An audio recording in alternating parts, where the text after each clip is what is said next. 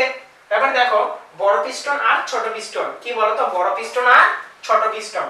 বড় পিস্টন ছোট পিস্টন তো বুঝতেছি না, ঠিক আছে, বড় পিস্টন আর ছোট পিস্টন বুঝতেছি না। দেখো এই বড় পিস্টন ছোট পিস্টনে অনেকগুলো ম্যাথ থাকবে, সেই সূত্রটা কি জানো, সূত্রটা করে ফেললে তোমরা বুঝে যাবে জিনিসটা কি, F1/F2 = A1/A2। হ্যাঁ দেখো এই সূত্রটা অনেকভাবে ভেরিয়েশন হতে পারে, হ্যাঁ অনেক চেঞ্জ হতে পারে। কিভাবে, তোমাকে এই সূত্রটা তুমি এইভাবে লিখতে পারো, F1 = A1 আর F2 = A2, এভাবেও তুমি লিখতে পারো। হ্যাঁ এভাবেও হতে পারে, এভাবেও সূত্রটা থাকতে পারে, বাট হোয়াট এভার একই সূত্র। তুমি F1 A2 গুণ করে দাও আর A1 A2 কোনাকুনি গুণ করে দাও, তাহলে আমি তোমাদেরকে একটু দেখাচ্ছি, হ্যাঁ তাহলে আরো বেশি ক্লিয়ার হয়ে যাবে জিনিসটা। দেখো F1 আর A1 যদি আমি গুণ করে দিই, F1 আর A2, আর এদিকে কি A1 F2, A1 F2। এবার দেখো আমি কি করলাম, এই যে F1 আর এদিকে গুণ ছিল না, এটা এই পাশে আসলে কি হয়ে যাবে, ভাগ হয়ে যাবে। আর ওদিকে কি ছিল বলতো, F2 ছিল, A2 যদি এদিকে গুণ ছিল এদিকে যায় ভাগ হয়ে যাবে। দেখো F1 A1 F2 A2। হ্যাঁ তুমি যে কোনো একটা সূত্র ইউজ করতে পারো যেভাবে হোক। আচ্ছা ভাইয়া এই সূত্রটা আমাদেরকে যে শিখালেন, এই সূত্রটা কিভাবে সৃজনশীলে কাজ করবে, তাই না? আসো কিভাবে সৃজনশীলে কাজ করবে। দেখো তোমার যে কোশ্চেন মেকার, মানে যে টিচার কোশ্চেনগুলো তৈরি করবে, তারা অনেকভাবে এই সৃজনশীল থেকে তৈরি করতে পারে, বাট কি কিভাবে তৈরি করতে পারে সেই জিনিসটা আমি একটু তোমাদেরকে দেখাই দিব। দেখো এক নম্বরে এখানে আমি একটা দিছি, আমি যদিও অত ভালো আর্টিস্ট না, আর্ট করতে পারি না, হ্যাঁ তারপর চেষ্টা করছি তোমাদের জন্য, কি বলো? দেখো অনেক গরম রে ভাই, অনেক গরম, দেখছো ঘামাই গেছি ফুল। দিনাজপুরে শুধু ঢাকায় গরম না, দিনাজপুরে প্রচন্ড গরম। আর আমরা যে রুমটাতে করাচ্ছি, এই রুমটাতে ফ্যান বন্ধ করে তোমাদের এই ভিডিওগুলো করা, বাতাসের জন্য ভয়েসটা ভোকালটা চেঞ্জ হয়ে যেতে পারে, যার কারণে ফ্যান বন্ধ করে এত রোজা রমজান মাসে চিল্লাই চিল্লি রে ভাই, তোমরা এই কষ্ট বুঝবা না, বুঝছো? আসো চলে আসো, পড়াশোনায় চলে আসো। দেখো পিস্টন, ঠিক আছে, প্রথমটা F1 মানে এটা ছোট পিস্টন। দেখো ছোট পিস্টন, ও সরি ভুলে গেছি, হ্যাঁ একটা জিনিস বলতে, F1 মানে হচ্ছে ছোট পিস্টন আর F2 মানে হচ্ছে বড় পিস্টন। F1 মানে ছোট পিস্টনের বল আর F2 মানে হচ্ছে বড় পিস্টনের বল। A1 হচ্ছে ছোট পিস্টনের ক্ষেত্রফল আর A2 হচ্ছে বড় পিস্টনের ক্ষেত্রফল। তাহলে দেখো এখানে ছিল আমার ছোট পিস্টন, এটা হচ্ছে আমার বড় পিস্টন। তাহলে দেখো তো বড় পিস্টন কি F1 আর সরি ছোট পিস্টন F1, বড় পিস্টন কি F2। ছোট পিস্টনের ক্ষেত্রফল A1 দিয়ে দিছি, বড় পিস্টনের ক্ষেত্রফল এটা দিয়ে দিছি। হ্যাঁ তোমাদের ঠিক এইভাবে চিত্র দিয়ে বা ভাষায় কথাটা ভাষায় লেখা থাকবে, উদ্দীপকটা ভাষায় লেখা থাকবে, যে বলবে একটি ছোট পিস্টনের ক্ষেত্রফল 2 মিটার স্কয়ার এবং ছোট পিস্টনের উপর F1 = 10 নিউটন বল প্রয়োগ করা হলো, এবং একটা বড় পিস্টন আছে, সেই বড় পিস্টনের ক্ষেত্রফল কি হবে, A2 = 3 মিটার স্কয়ার এবং ক্ষেত্রফল কি সরি তোমার বল F2 ওয়াট, মানে F2 এর মান নির্ণয়। আমার মনে হয় বুঝো নাই, তাই না? বুঝাইতে পারিনি, আরেকবার চলো ফেরত চলে আসি। তোমাদের এই সৃজনশীল গুলো কি করতে পারে বলতো, এইভাবে চিত্র দিয়েও দিতে পারে, আবার ভাষায়ও বলতে পারে। হ্যাঁ উদ্দীপকটা ভাষায় ভাইয়া কিভাবে বলবে, ভাষায় বলবে যে কোন একটা পিস্টন A1 = এত মান দেয়া আছে এবং ওই পিস্টনের উপর F1 = এত বল প্রয়োগ করা আছে, এবং বড় একটা পিস্টন, সেই পিস্টন এর ক্ষেত্রফল A2 = এত দেয়া আছে, সেই পিস্টনের বলের মান নির্ণয় করো, সেই পিস্টনের উপর কি পরিমাণ প্রযুক্ত বল হবে তার মান নির্ণয় করো, ঠিক আছে, এইভাবে বলবে। তো দেখো ঠিক এইভাবে বলতে পারে, আমরা এটা ক্যালকুলেশন করতে পারবো না, F2 এর মান নির্ণয় করতে পারবো না, হ্যাঁ এই যে এই সূত্র থেকে নির্ণয় করতে পারবো। তুমি দেখো এই যে F2 এর মান, এই F1 টাকে যদি এই পাশে গুণ করে দাও, তাহলে দেখো এটা কি হয়, এখানে দেখো আমি করে দিচ্ছি। দেখো আমাদের সূত্র কি ছিল, F1 F2 A1 A2, আমাদের কি F2 এর মান চাইছে না, তাহলে F2 A1 একটু গুণ করে দেই, F2 A1 F1 A2, আমার F2 এর মানটা চাইছে, তাহলে আমি F1 A2, আর আমরা জানি গুণ থাকলে পাশে গেলে কি হয়, ভাগ হয়ে যায় F1। দেখো আমি কিন্তু অনেক ভেঙে ভেঙে করাচ্ছি, হ্যাঁ অনেক ভেঙে ভেঙে করাচ্ছি তোমাদের যেন বুঝতে পারো অবশ্যই। আর এই জিনিসটা শুধু আমি এখানে বলতেছি এটা শেষ করে দিবা তা কিন্তু না, তোমরা অবশ্যই টপিকস গুলো একটু বইয়ে দেখবা, যে টপিকস গুলো বই আরো কিভাবে সুন্দর করে সাজানো আছে, না পড়লে কিন্তু বুঝতে পারবা না। ওকে দেখো তাহলে F2 এর মান আমরা বের করতে পারবো, F1 এর মান দেয়া আছে এত নিউটন, A2 দেয়া আছে এত মিটার, আর A2 দেয়া আছে 3 মিটার, A1 দেয়া আছে এত মিটার, যদি করা হয় F2 এর মানটা আমরা পেয়ে যাব। ওকে আর অবশ্যই একক কি হবে, যত বল একক নিউটন হবে। এবার দেখো ভাই আর কোন ভাবে করা যায়, হ্যাঁ আরো অন্যভাবে করা যায়। দেখো এইখানে ছোট পিস্টনের মান দিয়ে দিছি আমি F1 এত নিউটন এবং এখানে R1 দিছি আমি 2 সেন্টিমিটার। আর এখানে দেখো R2 এর মান কি দিছি 4 সেন্টিমিটার। F2 এর মানটা বের করতে বলছি। ভাইয়া আপনি আর কোথা থেকে পেলেন? আমাদের সূত্রে তো আর ছিল না, তাই তো। দেখো তো কি করা যায়, আমি তো চিন্তা করতেছি আর কিভাবে দিলাম। আমি তো করতে পারবো না মনে হয়, তোমরা করবা কিভাবে? দেখো আসলে আর কোথা থেকে চলে আসলো, আমাদের সূত্র ছিল F1 F2 A1 A2, আমরা দিয়ে দিছি R1 R2, তাহলে কি আমরা পারবো? হ্যাঁ ভাই পারা যাবে। আমরা আমাদের ম্যাথের একটা চ্যাপ্টার আছে বুঝছো, সেই চ্যাপ্টারে দেখবা পিস্টনের সূত্র, আয়তাকারের সূত্র, বর্গের সূত্র, ঠিক আছে, এই সূত্রগুলো আছে। সেখানে পিস্টনের সূত্র কি দেয়া আছে জানো? পিস্টনের সূত্র দেয়া আছে A equal pi R square. পিস্টনের সূত্র কি দেয়া আছে? A equal pi R square. But তোমার এখানে পিস্টন কয়টা আছে? দুইটা, তাহলে তুমি কি লিখতে পারো? A1 equal pi R1 square আর A2 equal pi R2 square. ভাই আপনি পাই এ পাই 1 পাই 2 কেন দিলেন না? কারণ পাই হচ্ছে ভাই কনস্ট্যান্ট, ধ্রুবক একটা মান, ঠিক আছে। এই A1 এর যে মান হবে A2 এর ক্ষেত্রেও সেম মান হবে কি 3.1416। ওকে, এর জন্য সেটাতে আমি 1 দেই নাই। তাহলে দেখো তো আমি A1 এ A2 পেয়ে যাচ্ছি না? হ্যাঁ পেয়ে যাচ্ছি। এখানে দেখো পাই এর মানটা বসাবো এবং এখানে কি ব্যাসার্ধের মান দেয়া ছিল 2 সেন্টিমিটার। 2 সেন্টিমিটারটাকে কিসে? মিটারে কনভার্ট করব। আমরা মিটারে তো কনভার্ট করতে পারি, তাই না? শিখেছি। তাহলে দেখো তো এটা কি করব? মিটারে কনভার্ট করে জাস্ট এখানে মানটা বসাই দিব। আবার পাই এর মান বসাবো, মিটারে কনভার্ট করে এখানে আর 2 এর মানটা বসাই দিলে আমরা কি A1 A2 এর মানটা পেয়ে যাব। তখন A2 A1 এর মানটা জাস্ট এখানে বসাই দিলে F2 এর মানটা আগের মতো আমরা বের করতে পারবো। বুঝতে পারছি? এবারে দেখো ভাই এই কোশ্চেন কি আরো ভাবে করা যায়? হ্যাঁ আরেক ভাবে করা যায়। দেখো এখানে 3 নাম্বার, এখানে সেম ছোট পিস্টন দেয়া আছে, বড় পিস্টন দেয়া আছে, একই ভাবে F1 এর মান দেয়া আছে। আর এখানে দেখো R1 এর জায়গায় এবার করে দিয়েছে D1, কি বলতো? D1। আর এদিকে F2 এর মানটা বের করতে বলছে, এখানে দিয়ে দিয়েছে D2। ভাই আবার তো অনেক চেঞ্জ, ঠিক আছে, আর শিখলাম, আর তো কোনোভাবে কষ্ট করে আমরা বের করলাম। এখন D কেমনে বের করব? হ্যাঁ এটা হচ্ছে বেশ, আর এটা কি ছিল বলতো? ব্যাসার্ধ। আমরা যদি কি করি, ওটাকে 2 দ্বারা ভাগ দেই, তাহলে আমরা কি পেয়ে যাব বলতো? বেশ আর ব্যাসার্ধ। আমরা কি চিনি বেশ আর ব্যাসার্ধ জিনিসটা কি? যদি এটা একটা বৃত্ত হয় তাহলে দেখো তো এই বৃত্তের কেন্দ্র এটা না, এই কেন্দ্র বরাবর এই প্রান্ত আর এই প্রান্ত কেন্দ্রকে ছেদ করে যে রেখাটা যাবে সেটা হচ্ছে বেশ। আর এই রেখার অর্ধেক পর্যন্ত যে রেখাটা সেটাকে আমরা বলি ব্যাসার্ধ। তাহলে বেশ কি বলতো? সরি ব্যাসার্ধ কি? বেশের অর্ধেক না? ব্যাসার্ধ কি? বেশের অর্ধেক। তাহলে এখান থেকে আমরা কি করব? এটাকে আর করতে হবে। তাহলে d টাকে যদি আমরা 2 দ্বারা ভাগ করি তাহলে আমরা কি পেয়ে যাব? r পেয়ে যাব d1/2। তাহলে আমরা কি কার মান পেয়ে যাব বলতো? r1 এর মান পেয়ে যাব। তার মানে d1 এর যে মানটা আছে 8, এটাকে 2 দ্বারা ভাগ করলে 4 সেন্টিমিটার। তার মানে r1 এর মান কত হবে? r1 এর মান হবে 4 সেন্টিমিটার। r1 এর মান কত হবে? 4 সেন্টিমিটার। এখন ভাই d2 এর মানটা কত হবে বলো তো? d2 মানে কি? d2 টাকে 2 দ্বারা ভাগ করলে r2 কত হবে? 6 সেন্টিমিটার। এবার সেন্টিমিটারটাকে আমাদেরকে কিসে কনভার্ট করে নিতে হবে? মিটারে কনভার্ট করে নিতে হবে। মিটারে কনভার্ট করে নিয়ে দেখো তো এখানে আমাদের কি করতে হবে? পাই এর মান বসাইতে হবে। এই যে A1 equal pi R1 square, এই সূত্র দিয়ে আমরা কি বুঝতেছি জিনিসগুলি? হ্যাঁ দেখো আরেকবার বলি। দেখো তো এইখান থেকে তো ব্যাসার্ধ থেকে ব্যাস থেকে ব্যাসার্ধ করে নিতে পারছো, তাই না? দেখো কিন্তু এখন কিন্তু এটার চেহারায় চলে আসছে, এই যে R1 R2 পেয়ে গেছো, তাই না? এই R1 R2 কে কিভাবে কনভার্ট করছিলাম মনে আছে? A1 A2 same. আবার তোমাকে কি করতে হবে? এটাকে A1 A2 এইভাবেই করে নিতে হবে। জাস্ট R1 R2 এর মানগুলো বসাই দিবা, সেন্টিমিটার থেকে মিটারে নিয়ে আসে। দেন A1 A2 এর মানটা এই সূত্র অনুযায়ী যদি বসাও তাহলে F2 এর মানটা পেয়ে যাবে। ভাইয়া এই কোশ্চেনটাকে আরো ভাবে করা যায়? হ্যাঁ আরো ভাবে করা যায়। কাম খাইছে আমাদের তো মাথা শেষ এতভাবে যদি কোশ্চেন পাই। দেখো একই ছোট পিস্টন, ঠিক আছে, এখানে F1 এর মান দেয়া আছে, এখানে এবার যে কোনো একটা মান দেয়া থাকবে।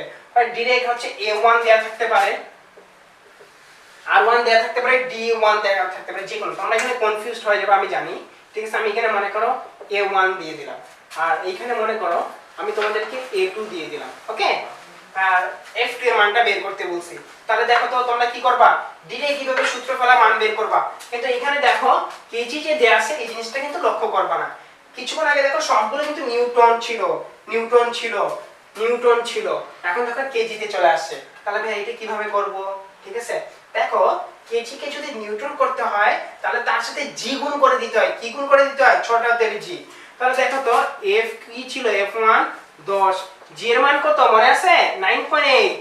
9.8 যদি গুণ করে দাও কত? 98 নিউটন। কত আসতেছে বলো তো? 98 নিউটন। ঠিক দেখো নিউটন আবার চলে আসলো। এই নিউটন দেখো কেজি থেকে কোথায় নিউটনে কনভার্ট করে নিতে হবে আগে, দেন তুমি করতে পারবা। বুঝতে পারছো? ভাই আর ভাবে করা যায়?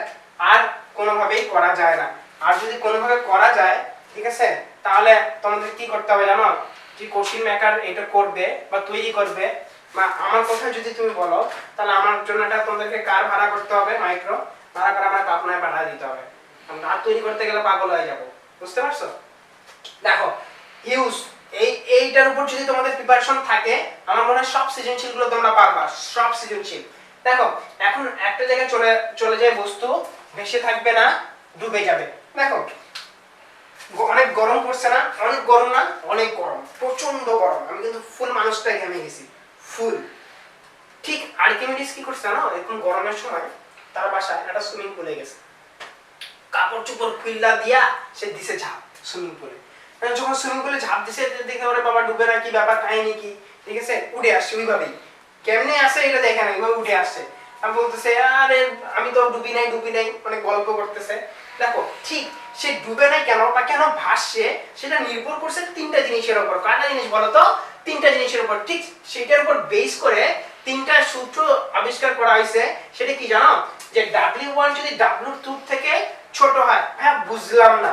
তাহলে মনে করো এটা একটা সুইমিং পুল ছিল, ঠিক আছে, মনে করো আমার কথাই বলো, মনে করো আমি এখানে ঝাঁপ দিছি, ঠিক আছে, এখানে ঝাঁপ দিছি, আর এখানে পানি ছিল, এখানে কি ছিল? পানি ছিল। আমার ভর মনে করো W1 আর পানির ভর মনে করো W2। এখন পানির কোন অংশটার ভর W2 বলো তো? আমার শরীরের আয়তন যতটুকু, ঠিক আমি কিন্তু ততটুকু পানির উপরে সবার প্রথমে চাপ প্রয়োগ করছি। চাপ প্রয়োগের ফলে যতটুকু পানি সরে গেছে ঠিক ততটুকু পানির ওজন W2। ভাইয়া তারপরও বুঝলাম না। তুমি এবার এক গ্লাস পানি নাও, এক গ্লাস পানি নেওয়ার পর তুমি কি করো? ছোট্ট একটা বল এই গ্লাসটার মধ্যে ছেড়ে দাও।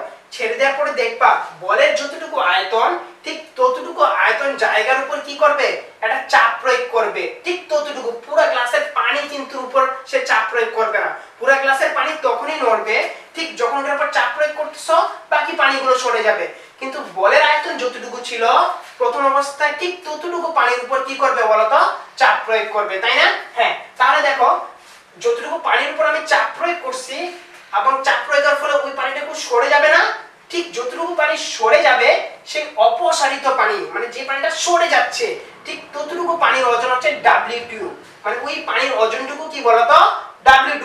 তাহলে W1 আমার ওজন এবং আমার দ্বারা যতটুকু পানি সরতেছে সেই সরানো পানির ওজনটা হচ্ছে W2।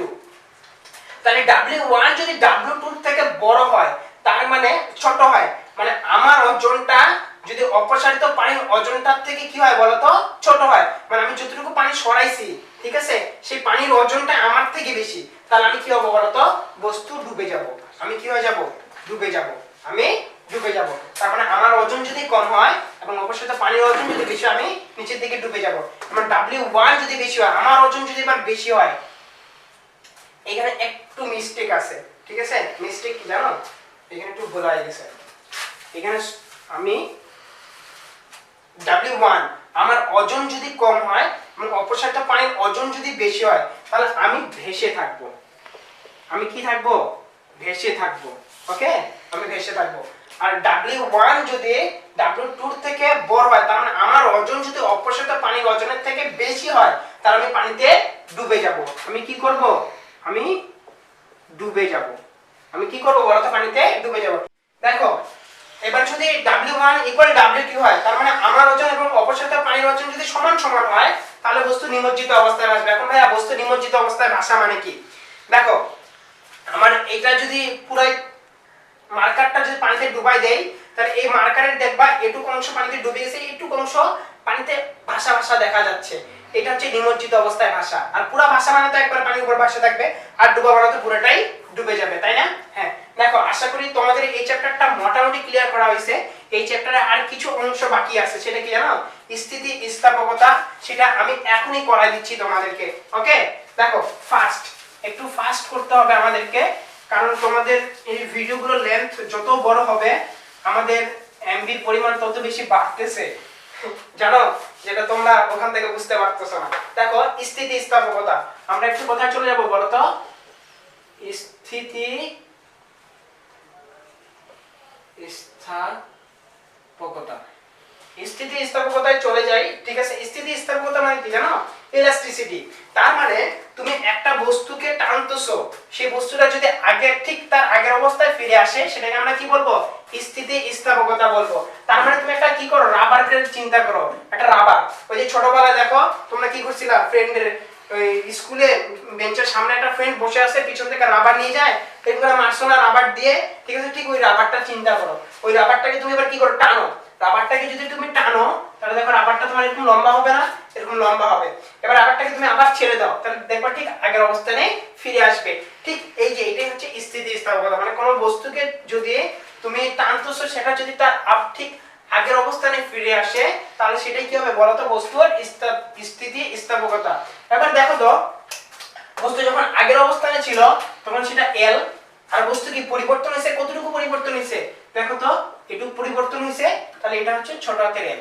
মানে পরিবর্তন হওয়া মানে কি? বিকৃতি। পরিবর্তন হওয়া মানে কি বলতো? বিকৃতি। দেখো চেহারা, আমরা বিকৃতির কথাটার সাথে পরিচিত কখন? ওই যে অ্যাসিড মারছে, কারণ মুখে যখন অ্যাসিড মারা হয়, বল না চেহারার বিকৃতি হয়ে গেছে, আকারের চেঞ্জ হয়ে গেছে, পরিবর্তন হয়ে গেছে। তার মানে দেখতে একরকম ছিল, এখন আরেক রকম হয়ে গেছে। ঠিক দেখো, যখন তুমি সেটাকে টানছো, সেটাকে কি করছো বলতো? টানছো। টানছো মানে কি? তার চেহারার পরিবর্তন হয়ে গেছে, আকারের পরিবর্তন হয়ে গেছে। কখন পরিবর্তন হয়ে গেছে? এই যে এতটুকু অংশ বৃদ্ধির কারণে তার আকারের পরিবর্তন হয়ে গেছে। যত অংশ বৃদ্ধি পাইছে সেটি হচ্ছে বিকৃতি। সেটা কি বলতো? বিকৃতি। এবার দেখো, এই বিকৃতির সাথে একটা ভালো সম্পর্ক আছে পীড়নের। কার বলতো? পীড়ন। এই যে পীড়ন, পীড়নকে এফ দ্বারা প্রকাশ করা হয়। পীড়নকে কি দ্বারা প্রকাশ করা হয় বলতো? এফ দ্বারা প্রকাশ করা হয়। হ্যাঁ, এটাকে আবার টি দ্বারাও প্রকাশ করা হয়। এটাকে আবার কি দ্বারা প্রকাশ করা হয়? টি দ্বারাও প্রকাশ করা হয়। চলো এটা একটু আমরা দেখে আসবো। দেখো পীড়নের সাথে তাহলে বিকৃতির সম্পর্কটা কি? দেখো পীড়ন হচ্ছে এক প্রকারের বল। পীড়ন কি বলতো? এক প্রকারের বল। তার মানে তুমি রাবারটাকে যত টানতেছো, তার মানে যত বল প্রয়োগ করতেছো, তার বিকৃতি কি হচ্ছে? তত বেশি হচ্ছে। তার মানে যত টানতেছি বিকৃতি তত বাড়তেছে। তার মানে কি বলতো? তুমি বলতে পারো যে পীড়ন সমানুপাতিক বিকৃতি। তার মানে যত টানতেছি তার বিকৃতি কি? তত হচ্ছে। যত টানতেছি তার বিকৃতি কি? তত হচ্ছে। এবার দেখো পীড়নকে কি দ্বারা বলছি? টি দ্বারা প্রকাশ করা হয়। পীড়ন হচ্ছে টি বাই এ, সমানুপাতিক বিকৃতি কি বলতো? বড় হাতের এল বাই ছোট হাতের এল। এখানে টি মানে হচ্ছে টেনশন। টেনশন মানে কি বলতো? টান, মানে বল প্রয়োগ করতেছো। তাহলে দেখো তো এটা কি লেখা যায়? এফ বাই এ লেখা যায়। দেখো তাহলে আমরা কি এর পরিবর্তে এফ লিখতে পারি না? এফ বাই এ সমানুপাতিক বড় হাতের এল বাই ছোট হাতের এল। এবার দেখো সমানুপাতিক ধ্রুবককে যদি আমি উঠাই দিই, তাহলে এখানে একটা ধ্রুবক চলে আসবে। কি জানো? সেটা হচ্ছে y, যেটাকে আমরা ইয়ংকের গুণাঙ্ক বা ইয়ং মডুলাস বলে থাকি। তাহলে বড় হাতের এল বাই কি? ছোট হাতের এল। এই সূত্রটা আলটিমেটলি কি আসে জানো? এই সূত্রটা সর্বশেষে আসবে y equal f। y equal f কি বলতো? ছোট হাতের এল এ বড় হাতের এল। ঠিক আছে, এই যে এটা, এই সূত্রটা আমাদের সবশেষে এই ধরনের দাঁড়াবে। কারণ দেখো যদি তুমি কোণাকুণি গুণ করে দাও, তাহলে এই জিনিসটা চলে আসবে। এটা একটু বাসায় প্র্যাকটিস করে নিবা, হ্যাঁ, গুণটা। তাহলে দেখো y ইকুয়াল f ছোট হাতের l a বাই a বড় হাতের l। এটা হচ্ছে আমাদের ইয়ং গুণাঙ্ক বা ইয়ং মডুলাস। তোমরা এই সূত্র দিয়ে অনেকগুলো ম্যাথ পেতে পারো সৃজনশীলে। আমি এখানে টি আনি নাই, কেন জানো? কারণ যখন তোমরা গাইডে বা টেস্ট পেপারে যাবা, তখন এই সূত্রটার সাথে বেশি পরিচিত হবা, এই টি পাবা না। ঠিক আছে, তখন আমি টি পড়াবো, এটা পড়াবো না, তখন বলবো ভাইয়া কি পড়াইছে, তাই না? দেখো ওকে, তাহলে দেখো মোটামুটি এই চ্যাপ্টারটা পুরোটাই শেষ। তোমাদের এই চ্যাপ্টারটা পুরোটাই শেষ। ওকে, তোমরা ভালো করে একটু বইয়ের এই মাথা থেকে শুরু করে ও মাথা পর্যন্ত, তার মানে প্রথম অধ্যায় থেকে শুরু করে শেষ অধ্যায় না, এই অধ্যায় প্রথম থেকে শুরু করে শেষ পর্যন্ত একটু টপিকসগুলো শুধু চোখ বুলাই নিবা। আর ভাইয়া যেটা পড়াইলো এটা একটু খাতায় নোট করে এটা একটু দেখবা। হ্যাঁ, আশা করি তোমাদের বেসিকটা কমপ্লিট হয়ে গেছে। আর সৃজনশীলগুলো একটু দেখে নিবা, আরো বেশি শেষ হয়ে যাবে। যদি তোমাদের অবশ্যই এটা ভালো লাগে, আর যদি বেশি বেশি করে লাইক দাও, তাহলে আমি বুঝবো যে ভালো লাগছে, পরে আমি এটার সৃজনশীলটা তোমাদেরকে আর সুন্দর করে সাজিয়ে দেবো ইনশাআল্লাহ। আচ্ছা অনেক বেশি গরম লাগছে বুঝছো, তোমাদের যে ভাইয়া আছে ভাইয়া অনেক ক্লান্ত হয়ে গেছে, রোজার মাস। তো আজকে এখানেই শেষ করতেছি। এটা ভালো মতো পড়াশোনা করবা, আর প্রতিটা সাবজেক্ট আমাদের ফিজিক্স, কেমিস্ট্রি, ম্যাথ, বায়োলজি যা আছে সবগুলোই ভালো মতো তোমরা পড়বা। ওকে, ঠিক আছে, আল্লাহ হাফেজ।